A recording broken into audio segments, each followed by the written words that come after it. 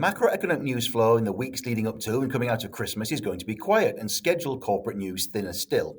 So this seems a good time to sit and take stock. In the last video, we took a look at some of the key trends that shaped financial markets in 2024.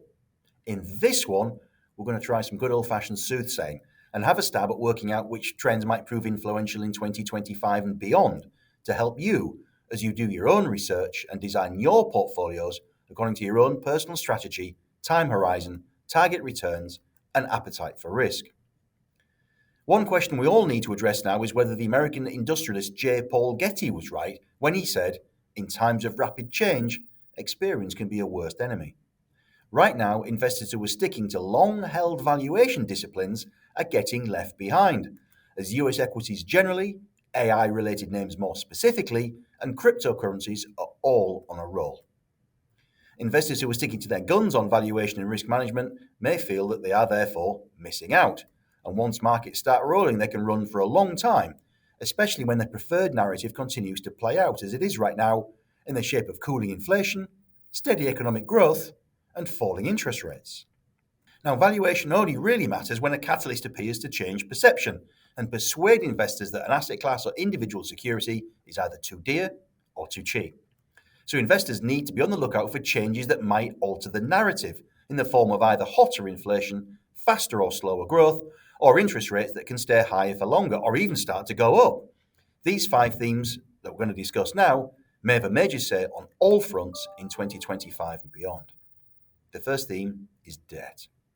The new Labour government in the UK is still taking brickbats as it seeks to address Britain's fiscal deficit. A French administration is in tatters after just 3 months after its efforts to raise taxes and cut spending got the thumbs down, and all the while, America's federal debt continues to mushroom. President-elect Trump's policy package could even accelerate growth in government borrowing from what's an already record high of 36 trillion US dollars. America's annualized interest bill on that debt is already exceeding $1 trillion, a sum that exceeds the defense budget. There could be trouble ahead unless Elon Musk and Vivek Ramaswamy really do cut spending or Trump's tariffs really do raise income and boost domestic output and growth. Either bond yields rise in the face of growing supply or interest rates stay high for longer perhaps, or the Fed looks to cut rates and take a chance with inflation to lower the interest bill, contrary to the prevailing narrative of cooler inflation. This final scenario may be why gold and Bitcoin for that matter are on a roll as investors look for perceived stores of value. The second trend covers tariffs and trade. Trump talked loudly and carried a big stick on the subject of tariffs during his first term, but he really only wielded that stick at China. Other nations like France and Mexico were spared, albeit only once they offered concessions. We may see the same again this time around, given Trump's propensity to seek a deal. If all of the planned tariffs are imposed, it seems logical to assume that this will boost inflation, as the price of imported goods will rise owing to the duties, or the higher economic cost of domestic production. However, the best cure for higher prices is higher prices, as they ultimately curtail demand or stoke output. And tariffs are seen as a major contributor to the deep global downturn suffered in the 1930s, so the picture may not be quite so simple. Markets still think growth is set fair for 2025, and tracking world trade flows will help to gauge whether that's the case or not. At the moment, the picture looks pretty healthy. The third trend is the US dollar. If Trump's tariffs succeed in reducing America's trade deficit, that will mean fewer dollars leave America. If they produce America's first trade surplus since 1975, dollars will actively flow back into the US.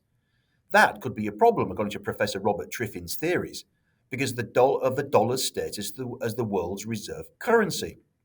In essence, greenbacks are the green grease that oils the global economy, and financial markets, and indeed without them, global liquidity could dry up quickly, with potentially deleterious consequences for economies and markets alike.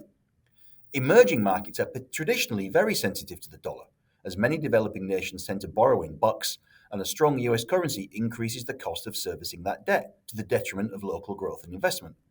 Investors will therefore be watching US trade policies with particular care. The fourth trend covers food and oil prices. Inflation continues to hover around the 2% target given to central bankers around the world, thanks to a marked easing in goods prices. Food and oil prices are helping here, but they remain highly unpredictable thanks to the vagaries of the weather and geopolitics. It should be worth tracking both in 2025, especially as services inflation remains elevated and that could yet in turn stoke wage demands. Note also, food prices are starting to tick up again. The fifth and final trend takes us to the Magnificent Seven. The scientist and science fiction writer Arthur C. Clarke once asserted that any sufficiently advanced technology is indistinguishable from magic, and investors seem as bedazzled as ever by the so-called Magnificent Seven of Alphabet, Amazon.com, Apple, Meta, Microsoft, Nvidia, and Tesla. This year's average 65% capital gain across the septet leaves them with an aggregate market capitalization of $18 trillion or 35% of the S&P 500 index. That powerful performance in turn means the S&P 500 represents 63% of the FTSE All-World's market valuation, a level that exceeds even the high seen at the peak of the technology, media and telecoms bubble in 2000. The share price wobble of 2022 and profit wobble too showed the Mag 7 are not entirely immune to the economic cycle. So an unexpected recession could be one challenge. Sustained inflation could be another if it keeps interest rates higher than expected and boosts nominal growth from downtrodden cyclicals and value stocks. Again, only a perfect middle path may do in terms of cooling inflation, subdued growth, and lower interest rates. Thank you for watching. Hope that you and your families are all well, and may I wish you all a happy and prosperous New Year.